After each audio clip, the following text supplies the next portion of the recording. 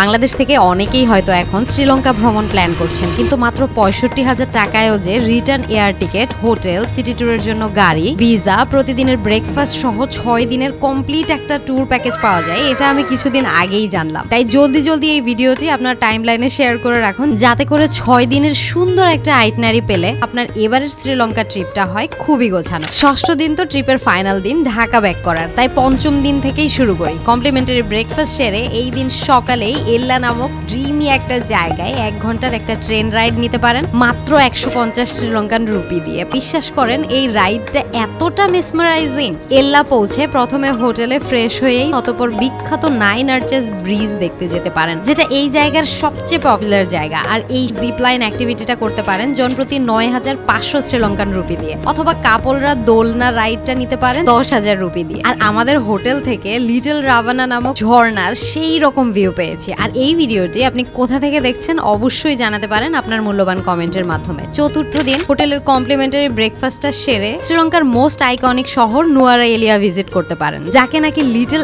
ইংল্যান্ডও বলা হয়। রাস্তা দিয়ে যাওয়ার সময় লোকাল মানুষদের ছোট ছোট কাঠের দোকান দেখতে পাবেন, যেখানে তারা ওয়াইল্ড মধু বিক্রি করে। ৭৫০ ml ৫,০০০ শ্রীলঙ্কান রুপি দাম পড়বে। ফ্রিতে আনলিমিটেড চাও খেতে পারবেন যদি আপনি এই রকম একটা টি স্টেটে আসেন। তারা ফ্রিতে তাদের ফ্যাক্টরিও ঘুরিয়ে দেখিয়েছে, আর আপনারা চাইলে চাও কিনে নিতে পারেন। ৭৫০ গ্রাম ৫,০০০ রুপি থেকেই শুরু। একটা সুবিশাল ঝর্ণাও দেখতে পারেন, নাম রামবোডা। এন্ট্রি ফি মাত্র ২০০ রুপি। এছাড়াও আমাদের এজেন্সি ঢাকা থেকেই যে হোটেল বুক করে দিয়েছিল, সেই হোটেলটা দুইটি বিশাল ঝর্ণার মাঝে ছিল। তৃতীয় দিন শ্রীলঙ্কার সবচেয়ে ঐতিহাসিক শহর ক্যান্ডির উদ্দেশ্যে থাকবে এই পুরো দিন। ক্যান্ডিতে থাকার জন্য কুইন্স হোটেল সবচেয়ে বেস্ট। আর বিকেলে একটা কালচারাল শো হয়, সেটা দেখতে পারেন, যার টিকিট জনপ্রতি ২০০০ রুপি। নয়তো ক্যান্ডির বিখ্যাত লেকটাও ঘুরে দেখতে পারেন। এছাড়া পিন্নাওয়ালা এলিফ্যান্ট অরফানেজ ঘুরে দেখতে পারেন। এন্ট্রি ফি ভ্যাট সহ $15, বাচ্চাদের জন্য $8। দ্বিতীয় দিন এই দিনে কিন্তু আমরা চলে এসেছি কলম্বো। তাই প্রথমেই জনপ্রতি $20 করে লোটাস টাওয়ারের অবজারভেশন ডেক, আর্ট গ্যালারি দেখে এজেন্সির গাড়ি দিয়েই